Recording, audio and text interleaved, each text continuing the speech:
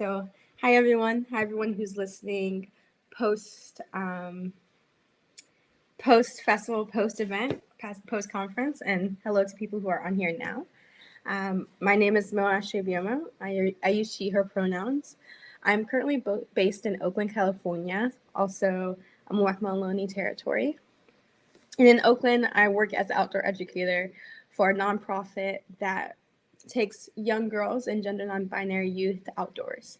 And so we lead trips during the summer, and we also operate year-round. And so I've been so lucky to be doing that for the past year. And before then, I was at school where I was studying psychology and theater and performance studies.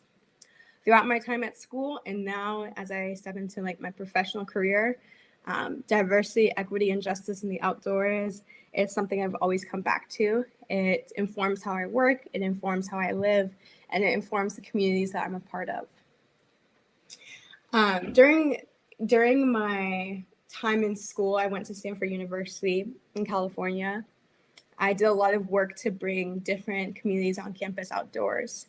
And so what started as not seeing myself in the outdoor community on campus became much bigger when I started going to different conferences, where I actually met Siobhan at the People of the Global Majority Conference.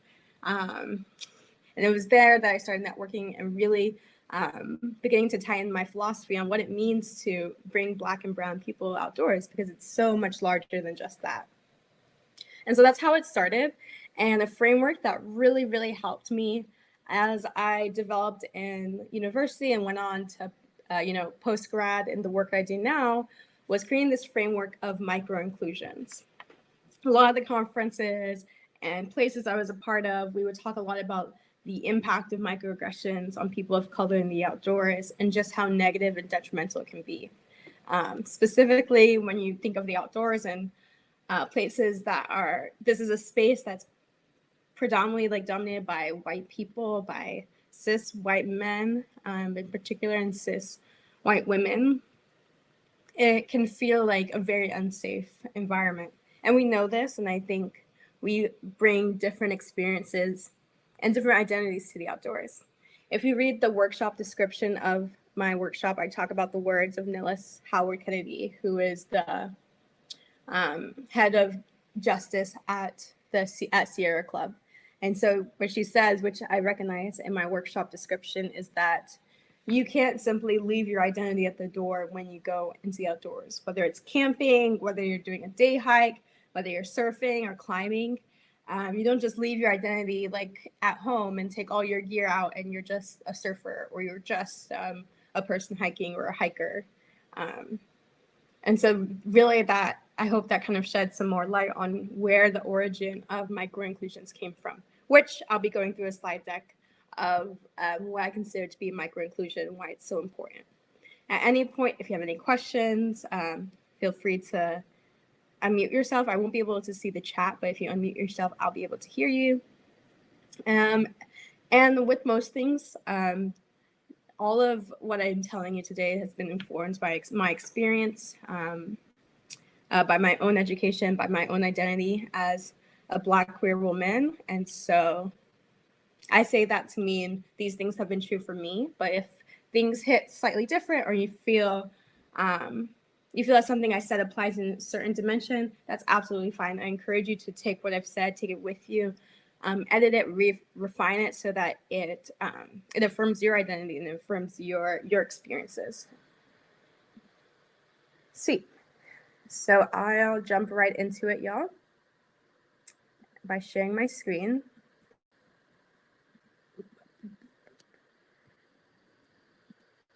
Alrighty. Oh, nope, not that. There's a lot going on, right? Give me one moment. All right.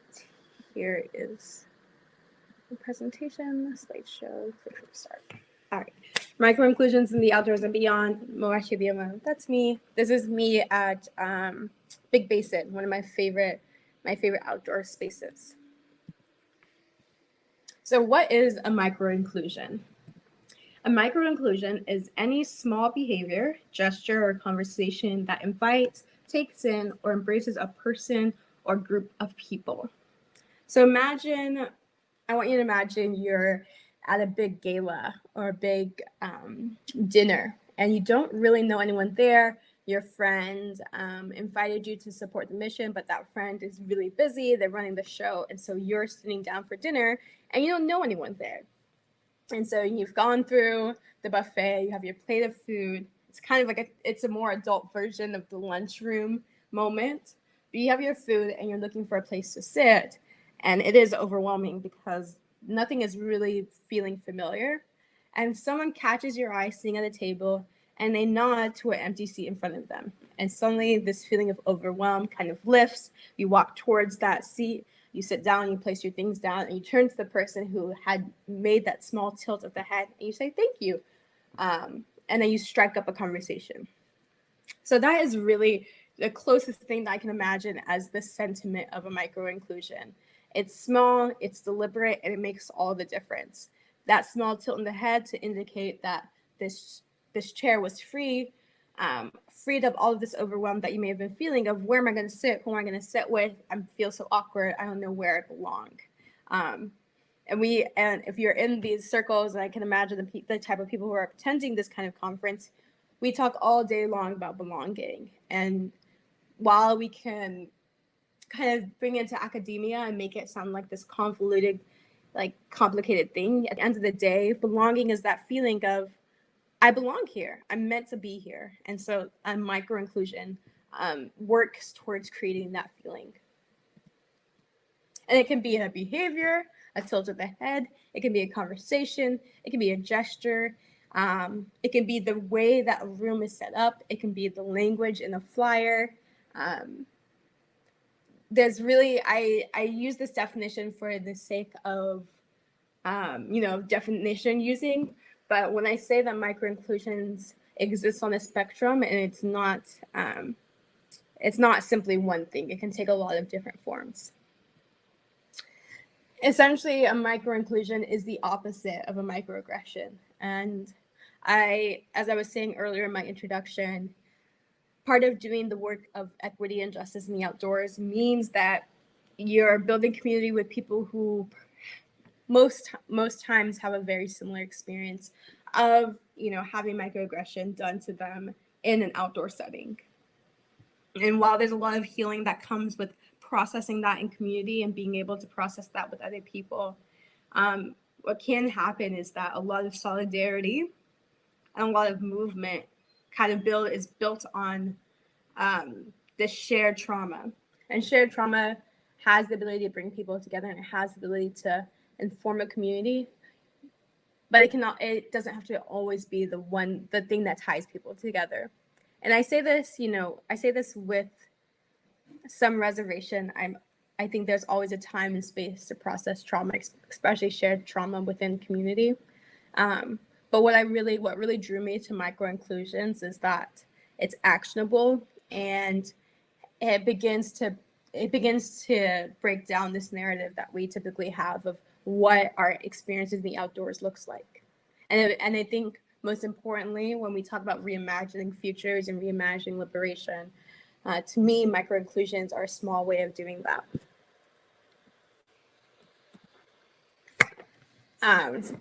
To really affirm the depth and the weight of a micro-inclusion, I think about Tarana Burke, and I think about how Tarana Burke says that, I went to a speech by her a few years ago, and if you're not familiar with Tarana Burke, she was the founder of the Me Too movement. She actually recently released a book with Brene Brown, You Are Your Own Best Thing. I haven't had a chance to get my hands on it, but I think it's going to be beautiful when I do. It's about vulnerability in the Black community. So if you haven't already checked that book out, I would definitely recommend it. It's called You Are Your Own Best Thing, and it's the title is borrowed from the writing of, oh my goodness, who wrote The Bluest Eye? Y'all know who I'm talking about, the author, an amazing author that wrote The Bluest Eye and a number of beautiful books for the Black community. Anyway, all these things aside, Tarana Burke spoke about how when we center our most marginalized communities or our most vulnerable communities, it impacts everyone and it helps everyone. And so when I think of microinclusions, it might feel like, okay, where do you start? Like, what is a good example of a microinclusions, which we will go over today. But kind of zeroing out and stepping away from it and thinking big picture, if you're completely at a loss of how to begin to even imagine what a microinclusion could be, I would urge you to think of your most vulnerable population or community and consider what would it mean to cultivate a sense of belonging for them, whether it's young Black girls or Tarana Burke uses in the example, young trans Black girls. These are all ways to begin to familiarize yourself with how to even go about creating a microinclusion. I included the curbside effect here to underscore this point. But if you're not sure what a curbside is, this is what the curbside looks like. And so it's this gently inclined area for a number of vehicles and people to access the sidewalk. So you can be in a wheelchair, you can have luggage, you can be someone pushing a stroller, you can be someone who might have some kind of pain in the leg when walking, and so these inclines help. You could be someone who uses a cane when walking. There's a really number of things that this curbside could aid in, even though it was created for the purpose of wheelchairs. And so the curbside effect really exemplifies how technology designed for people with disabilities can help everyone. And if you're not familiar with disability justice, I would also encourage you to look into disability justice. I'm reading the book Care Work by Leah Lakshmi, an amazing book that really dives into the origins of disability justice and how to confront ableism in our society. And so when I think of microinclusions, I think of the curbside effects, and I think of the words of Tarana Burke and disability justice. I think about how when we elevate this baseline, so when we elevate it to reach the needs of everyone, it replaces what we consider to be normal. So here in the second line, I say it demonstrates how assistive technology becomes ubiquitous and widely used. It's no longer considered assistive technology. It's normalized and becomes commonplace. And Leah Lakshmi does a much more powerful way of describing this in her book Care Work, but really just acknowledging how in our ableist society and world, the technology that we create and the things and the language that we use defaults to the norm being able-bodied or able-minded or non-sick, whatever feels most pertinent in that way. And so essentially when we raise that baseline and we redefine what is normal or what is default, and it doesn't just help those in a specific community, it helps everybody. So before I get into these tangible micro-inclusions that you can incorporate into your work or into your way of being or into your own program, I think it all comes down to expanding your definition and understanding of outdoor culture. So this really means reevaluating who we consider to be outdoorsy, what is considered to be outdoorsy, and these biases that we may that we bring into our work. And when I say the biases, this doesn't necessarily mean that they've come from us. Because of the society that we live in, we're constantly fed negative messaging and negative ideas about people and cultures. So this isn't meant to say you're wrong because you're feeling this way or you have this definition in your head. It acknowledges that we're sponges and that we can absorb the messages, these harmful messages that are commonplace, unfortunately, in the world that we live in. And so microinclusions can and will be these tangible things, but also it can't be done in isolation. It has to come from this place of expanding this openness to expand your definition and understanding of outdoor culture. And also this flexibility of saying, you know, I thought I had it all figured out. I thought I understood everything there was to understand, but actually I haven't. And being able to recognize that and take all of this that you thought you knew and literally toss it out the window and start fresh. Really quickly, I'm just reminded of, let me quickly exit out of this so I can show my face. Oopsies.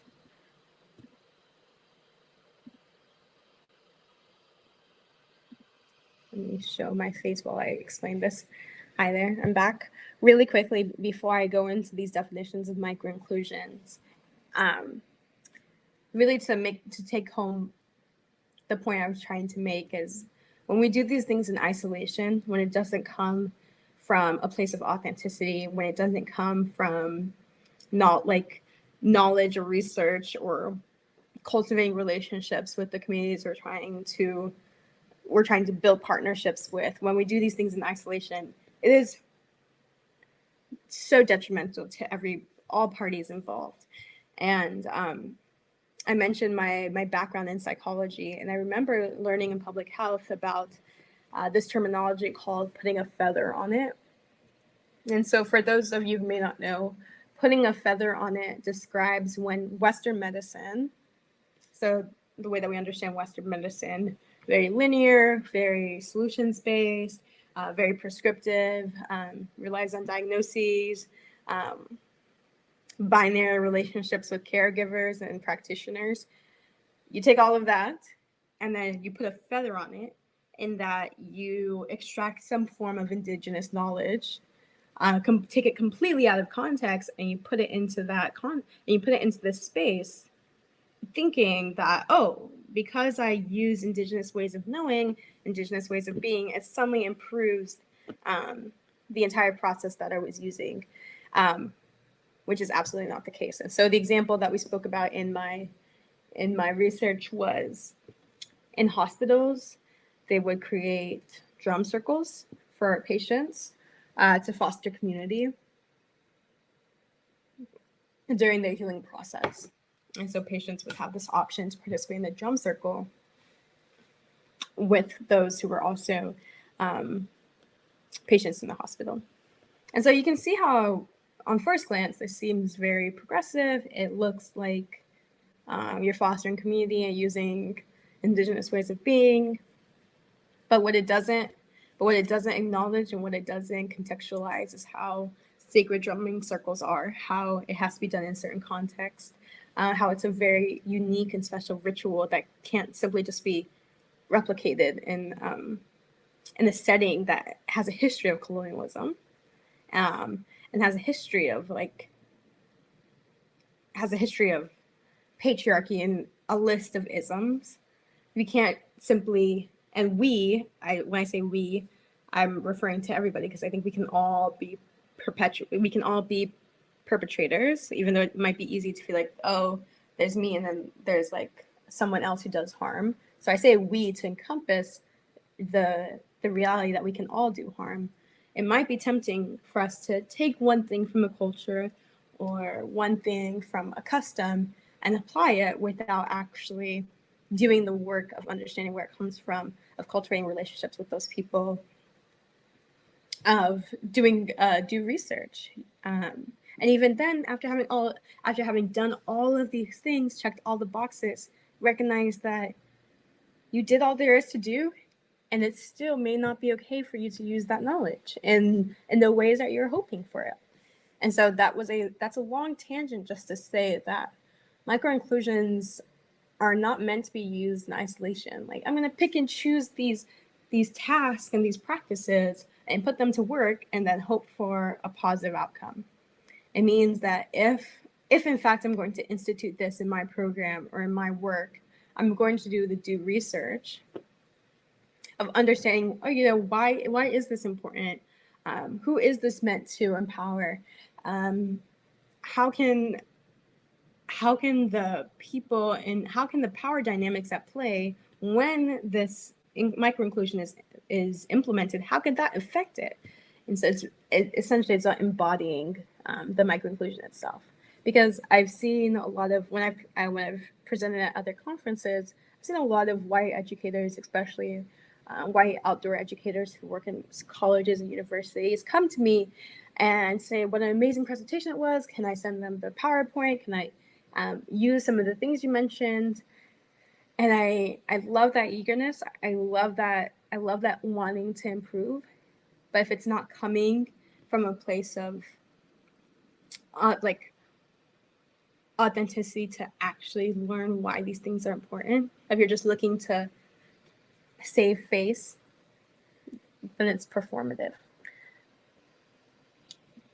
All right, so I say all of this before I kind of go into some of these examples that I've listed. Alrighty.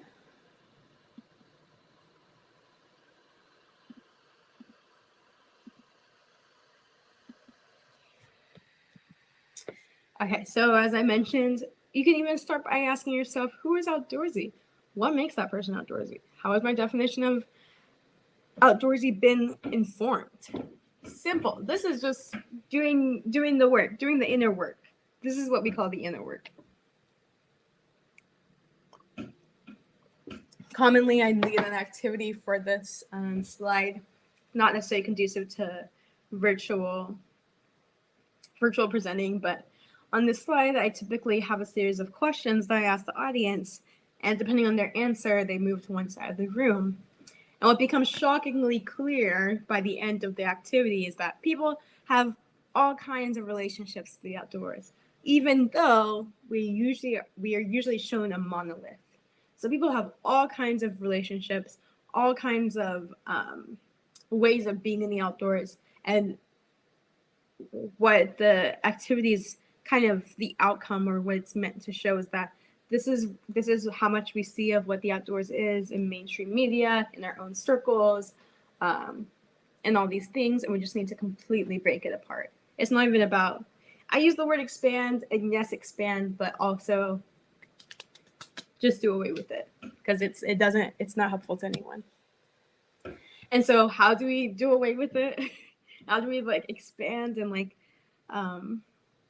reimagine consuming content that pushes and challenges your impression of outdoorsy? And so I congratulate you on being here at the Refuge Festival. I think I really feel like I'm preaching to the choir a bit here. So I hope that you're able to like at least get out of this like a framework, because I typically share this with people who aren't actively thinking of what it means to expand their understanding of outdoor culture and why that's so important. Okay, so then not only are you doing this inner work and then you're using resources to do that inner work, you are showing it. So you have that content available and displayed in your rec center or outdoor center. To broaden this a bit, this can be in your own space. This can be in your workplace. This can be in your car. I'm a huge fan of affirmations. And so when I think of what physical affirmations can look like and how that can be made available to you, I mean, this is excellent in terms of really breaking this image or monolith of what outdoor culture is. Expand commonly thought of components of outdoor culture. So the ways that I've done this is, and you know, different things, different strokes for different folks. I always like to start small, hence micro-inclusion. I started hiking in a dress. Doesn't seem that revolutionary, but to me, as someone who came to California, was exposed to a very wealthy outdoorsy elitist culture, who had all of the specific REI gear, had all of this, had all of the swag, knew all of the jargon, never saw people hiking in clothes that I had in my closet. It was it didn't make quite an impression. It was a big deal for me to hike in a dress. And then to just start hiking in clothes that felt comfortable to me that may not have looked like the outdoorsy type. So what I'm trying to tell you here is it's not enough to walk the walk. You have to talk the talk. So it's not enough to talk the talk. So you have to talk the talk. You also have to do that inner work.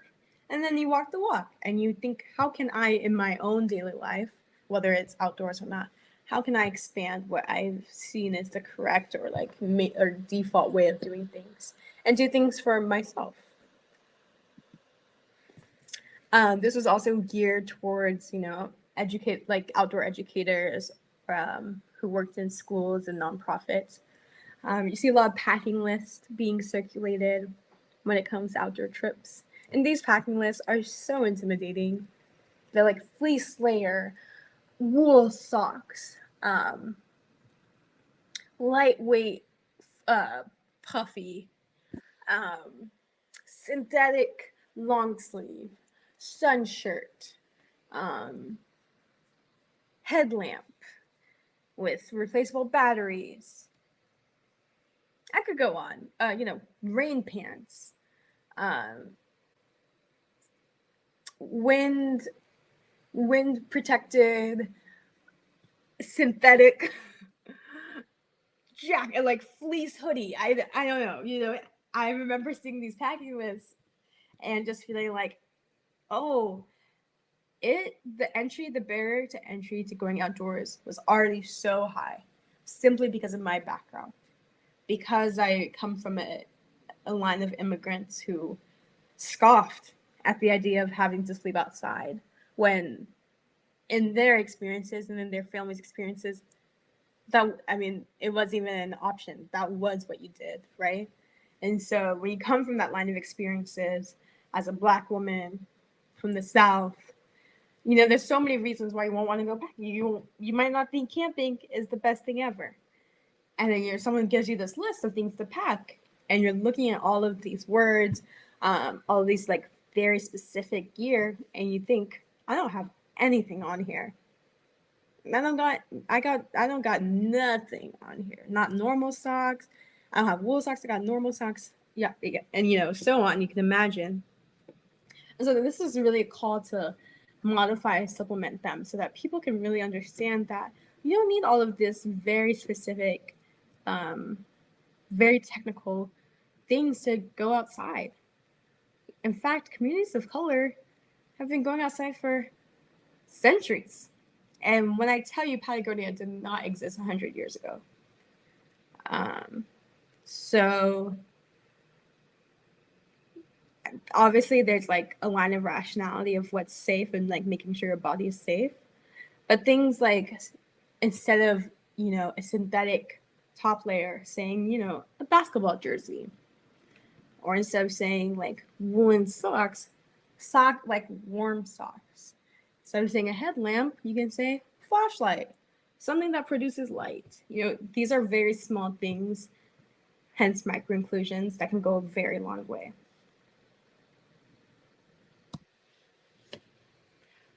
Acknowledge power dynamics and relationships.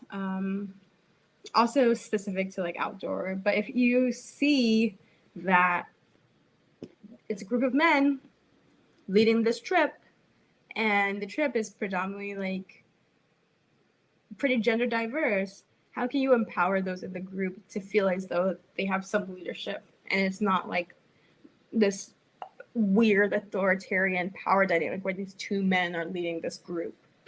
And if it feels like unsure, like what does this actually mean, you can really just start by acknowledging it, just looking around and thinking, we have one Black person in this group. We're going to do our best to make sure that they feel welcome. We want to make sure we do our best to make them feel like they belong here. And once again, different strokes for different folks. Some people wouldn't want you to say one word to them about them being the only Black person. Maybe someone like me would want you to pull me aside and say, hey, I know that you're the only Black person on the trip. Let us know how we can make you feel more comfortable. So, there's no hard and fast rules here, but really just starting by acknowledging it and not trying to do this color blindness, gender blindness, blindness to differences in general. It really helps no one. Greet everyone who enters your rec outdoor center in a respectful and politeful manner. Once again, this seems quite obvious, quite in your face, but you'd be surprised how many people, some guy comes in to rent a fishing rod enthusiastic conversation. Hey man, where are you going? Where are you going fishing? Oh, you're going to the old rapids? That's super sick. How long are you going to be out there? Oh, about 2 days. You know, I went out there a couple years ago. You have to be careful, you know, and what have you. And there's like this exuberant conversation when like sees like, and there's a sense of rapport compared to when someone like me or someone else comes into the rec center. Hey, have you been in here before? Okay, you want to check out some fishing rods. Do you want me to show you how to use them? Like, do you need a demonstration? Okay, have you used one of these before? Very different conversation. And you know, these are all just different ways of saying microaggressions. That's what we're talking about. We're talking about microaggressions. And that's why it's important to counteract microaggressions with these microinclusions. And an easy, fail-proof way to do this is to treat everyone respectfully and politely. So if you're going to like ask someone if they know how to use it, ask everyone that. Make it protocol where you ask everyone that comes into your space if they know how to use the equipment. If you're going to like ask where someone is going and if you know what they're going to be doing down there, ask everyone that. It's as simple as that. Wonderful. Utilize inclusive rhetoric when addressing individuals and groups. So this is really about like casting away this good evening, ladies and gentlemen, or how are you guys doing today? Really taking that extra step to make sure that you're not addressing individuals and groups by perceived gender. If you see someone who you think would probably use she/her pronouns, just being safe to say that person over there with the dreads, the person wearing the blue shirt. And then a great way, not only are you using inclusive rhetoric, but it's also part of your icebreakers and activities. And so when you're leading some kind of community groups, community gatherings, your question isn't, where did you go last summer? What would your, what's your favorite national park? These are really questions that people ask strangers to get them to get to know each other. And when I tell you, all it takes is one person who doesn't have an answer and has to make something up because they just didn't have an experience or they didn't have access to be able to answer that kind of question, like where did you go last summer? That's where microinclusions come in. And so your icebreakers are like, what's your favorite thing about nature? If you could go anywhere in the world, where would you go? Where was your favorite spot when you were a kid? What weather describes your day? And those were all on the spot. There's a plethora of questions one can ask that don't have to factor in someone's socioeconomic status, someone's race, someone's gender, someone's sexuality. It's incredible. Acknowledge native land on your outdoor trips. And so in the Black Affinity group, I think we had a great conversation about how it's not just enough to acknowledge native land. You actually have to do your research, right? Because then acknowledging native land just becomes another gimmick or tokenizing aspect where everyone says they're native land, and that's really where it starts and where it ends. And it's just words. And while I do think that it actively works against the erasure of Indigenous histories just by giving word to what you're saying, like speaking out these Indigenous names in Indigenous land. We have to be willing to do our research, and don't stop there, and see where that research leads you.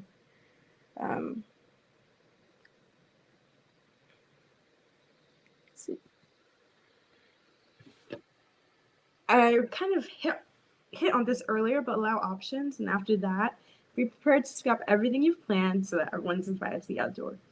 Because you might get to this point where you're like, great, thanks, Mo. I appreciate this insight. I've done everything that I could to make sure that the event, the conversations, the insert is as inclusive as can be. And while that may be the case, someone might come up to you after even all of that, after the hard work you put in, and say, hey, I didn't feel like I belonged here, or I didn't feel like I didn't feel included at all. And when I tell you, that's absolutely heartbreaking, because you want to say, what? I did all of this. I spent money on all of this. I worked so hard on this. I talked to so many different people about this. How could you possibly feel that way? You have to be prepared for those situations. And even if someone doesn't come up and say that, recognizing that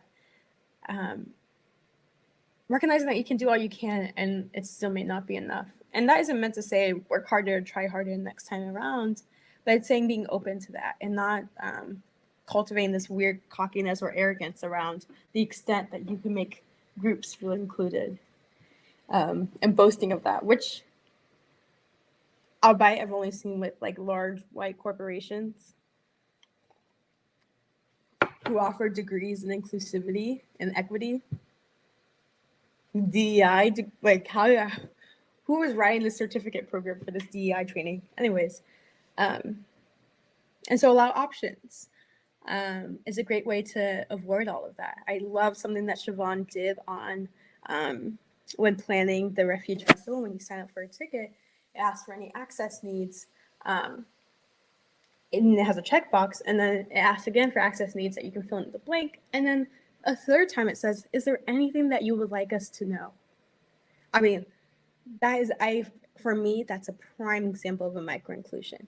It's a flexibility. It's saying, hey, I've made this checkbox, I've asked you, but if there's nothing that falls into a perfect box, or there's nothing that really I've used rhetoric or language to capture, I'm inviting you to do it here. And so being in the practice of that, not just in your work in the outdoor culture, but also in real life, where you're like, is there anything that you want me to know that maybe doesn't fit perfectly in the checkbox, or in a few short sentences? Please, let me know that. And not only do I want you to tell me, I'm open to it. Recognizing different abilities and catering to that is a great micro-inclusion. So if you're ever at a work meeting or something and everyone's standing up, even having some chairs available for people to sit down, or if everyone's sitting down all day, letting them know that they can go to the back of the room and stand up, because we really don't know people's situations. We don't know who's in chronic pain. We don't know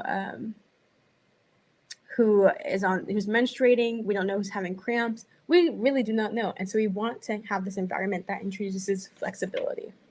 Another way of doing that is having bio breaks. So regularly having bio breaks, which we'll be having one very shortly. In about 4 minutes, we're gonna have a quick bio break before I close us out.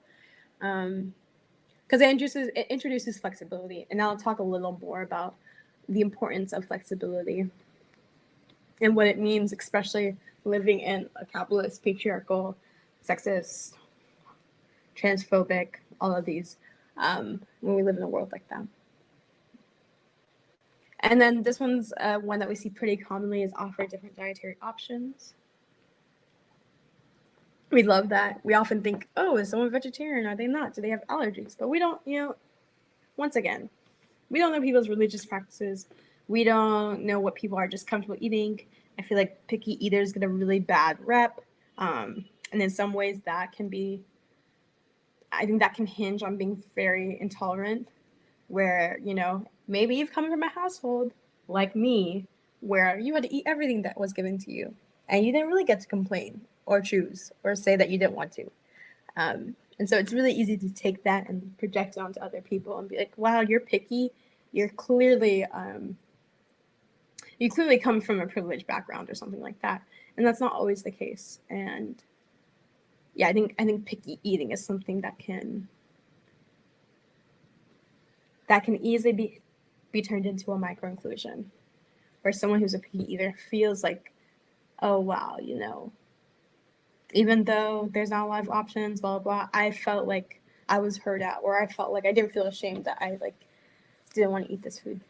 Anyways, well, and that can get nuanced and can get complicated with different cultural foods and whatnot. So also acknowledging like identity in those cases. And then likewise, offering alternative rituals before food, sleep, and ceremonies. People come from different backgrounds, religious and spiritual backgrounds. Something that my program does that I really love is that we circle up right before we eat and we do gratitude. So we say something that we're grateful for. And then we have just like a few seconds or like maybe 30 seconds or so of silence where we pass around a squeeze to each other. We have our elbows around each other and we squeeze the elbows. And something like that can be a great opportunity for someone who typically prays before they eat to pray, or someone who has a little ritual to do that little ritual. And just making sure that there's that option. And we're not saying, oh, this is prayer time, or, oh, this is religious time. It's making it commonplace, and it doesn't cater to one tradition over the other. And for others, it's just a moment of silence to meditate, to clear your mind, to not talk, to think about how hungry you are and how excited you're going to eat. All right, everyone. Let's finish off strong. I'll just be reading the last slide for this because you don't need to see it, but if you'd like to, I can put it in the chat really quick what I'll be reviewing. Oops. Okay, so these are just common practices. Okay, so pronouncing people's names correctly, an easy one. I really like referring to people by names. It's special. It makes you feel like you're talking to Mo because my name is Mo. You're probably saying someone's name who it's been their name for most, if not all of their life. And so that's very inclusive in my opinion. I feel very micro-included if someone uses my name. Sharing pronouns. So I think sharing pronouns can be a little tricky because oftentimes people in the gender majority, people who are not gender marginalized may feel like a certain ease to sharing their pronouns. Like it may not be as brave for me to say that I use she, her pronouns as it is for someone else to say that they use she, they pronouns or they, them pronouns. And so sharing pronouns, but if you can even say if you're comfortable. And then even then, if you don't ask for pronouns, you can just make an emphasis to refer to people by their name. You can say, we invite everyone to share their pronouns, but if you wouldn't like to share your pronouns, but regardless, we want to encourage you all to refer to each other by your name or the name that you'd like to be referred to. We covered different dietary options, avenues of financial assistance. You'd be surprised. There are really people out here thinking $5 is accessible. And for that, I just say, just like people have different relationships to the outdoors, people have so many different relationships to money. And $5 to someone can feel like $40 to someone else. And so really, really making, and this is if you run outdoor programs or you're an outdoor educator, really making sure that you have sliding scale models. My company, they're also self-reported, so we're not doing this thing of, oh, you can only pay $5. Prove it. Show us all of your financial statements, because if you're gonna get this, we have to believe you. Which is also just replicates another really like capitalistic and harmful ritual that we see where we're asking for very sensitive financial information from people in order to prove that they can afford something. And so it's incredibly invasive, and it replicates sins of the state, if I could use that terminology. I think it just replicates, in my experience, I've seen how it can replicate state level practices that are like very, very problematic and informed and not informed with care, or not informed by an effort to promote justice. So I'd say that in terms of financial assistance. And then lastly, utilizing inclusive language and refraining from gender binaries. So if someone's talking about, they hung out with their partner this weekend, you can't be like, oh, how is he? What is he like? Just assuming that this person is dating someone who uses he, him pronouns. And just being mindful of that, because that's a huge micro-inclusion. If you're like, because when I tell you, people will notice. If you were out here dating a woman or a non-man and someone's like, how is he? Or you mentioned I have a partner and someone's like, oh, what is he like? They will notice. And so, you won't, these things aren't, I'm not saying all these things to make sure that you never slip up or you never get it wrong, but it's an effort to practice what these micro-inclusions look like, which are the opposite of microaggressions. And as we know, microaggressions are typically not intentional. And so micro-inclusions can be intentional. You can intentionally work against what we are so used to as the norm of being a microaggression. And then I like to, on the topic of gender binaries, I always like to equate people's pronouns to their names. Like if you're mispronouncing someone's name, you're mispronouncing their name. If my name is Mo and you're saying Bo, that's not my name, or that's not my pronouns. And whether it's in a public setting, you can pull someone aside. Do what you would do if someone was mispronouncing someone else's name. If you want to be like, hey Mo, you're mispronouncing their name in front of everyone, don't do that. You can pull them aside and be like, hey, I'm pretty sure that Mo uses she, her pronouns. And I would encourage you to do that. Sweet. And then the last slide I have is continue the conversation. Don't let it stop here. So in all the conferences I talk at, I'm like, don't come back next year asking the same questions. How can I be more inclusive? How can I, I feel like it's so performative. It's like you come to this conference every year asking the same questions. Like clearly it's a you problem. So have better questions, have different questions, have complicated questions. Come back and tell me that you tried something and it didn't work. Come back and tell me that you tried it and it did work. Show that you're doing something, because you'd be surprised how many people love to talk about things that they're not even trying or doing. They just like to play devil's advocate, and they have no real critiques because they haven't tried it. And so then I have a resources page. I love PGM1, People of the Global Majority Conference. Here, let me copy and paste this into the chat really quickly.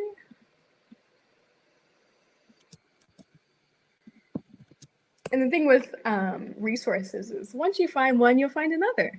So People of the Global Majority Conference. I love Color the Crag Conference. That's a climbing conference for people of color. Diverse Try the Outdoors, Brown Girls Climb, Unlikely Hikers. They have a great Instagram account. Latino Outdoors, Afro Climb. There's some that aren't on here. There's the LGBTQ Outdoor Summit. There's Patty Gonia, the drag queen online on Instagram. He talks a lot about inclusivity in the outdoors. I would recommend this book, Care Work by Leah Lakshmi, Dreaming Disability Justice. I'll even read part of the back because it's so inspirational. It's just so powerful, not inspirational.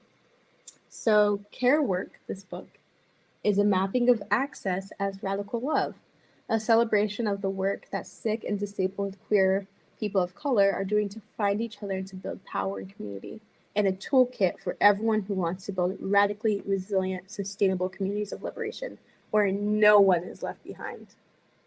A toolkit for everyone who wants to build radically resilient, sustainable communities of liberation where no one is left behind. This is my Bible. And the last thing I'll say to close this out, if there are no questions, is that all of these things, microaggressions, so when we zoom back out and we see big picture, these microinclusions, opposite microaggressions. Where do microaggressions come from? that the effects and the impacts of living in a world where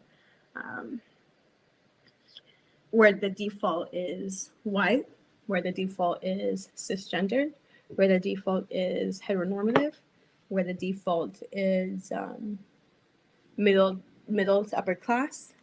All of these defaults, or as I would like to say, all of these things that are never questioned, they create this idea of what the norm is. And so these microaggressions are what happens when your sense of reality is so narrowed that you can only see the world in one way. And, it's obviously extremely harmful and extremely detrimental, mostly to people of color, and to gender marginalized and queer people of color as well, and disabled people of color and queer disabled people of color. And so when we talk about microinclusions, on the other side of things, it's not simply enough to try to be nice or like try to be inclusive or like try to be a good person. It's about how are we working towards pushing back on this default and using it into our daily habits and conversations and language. So that's when I talk about microinclusion, it's not meant to be, oh, be a good person, go be nice and be nice to everyone and be kind. It's about pushing against this patriarchy. It's about pushing against capitalism. It's about pushing against the things that are never questioned in a way that brings everyone in. Because when you center the most marginalized, most vulnerable, it helps everybody. As we saw with the curbside effect, it helps everyone. Or even closed captionings, which was intended for those who might be auditorily disabled or deaf. And now look at who's using subtitles, everybody. So that's the note I would like to leave off on. Please connect with me on LinkedIn. You can find me under Moashi Bumo. So if you have any questions, any follow-up comments, please, this is a presentation that I've been using for a minute, so I'm always looking for ways to improve or things I may have missed out on, or even more ideas to add to what is a microinclusion. And if you have an experience with microinclusion, send it to me because it makes me so happy. It makes me happy to see inclusivity be radical inclusivity. So I'll end there. Thank you for tuning in, everyone.